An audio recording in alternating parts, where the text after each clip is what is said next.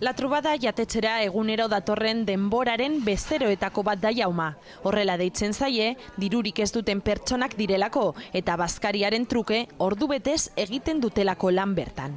Estaba en situación bastante mala. Oso egoera larrian zegoen Jauma eta honek laguntza handia eman dio. Gizarte zerbitzuek jana izateko aukera ematen diete, baina haientzat garrantzitsuena beste gauza bat da. Nos hace una experiencia de que servimos.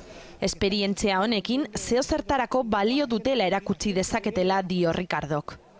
Jangela berean bazkaltzen dute menua kostatzen den 6 euro tardiak diruz ordaindu ditzaketen jendearekin. Aquí no distinguimos entre unos y otros. Inork ezin ditu batak eta besteak bereizi, eta horrek balio erantzi positibo bat ematen dio Xavier Casas jatetxearen gerentearen arabera.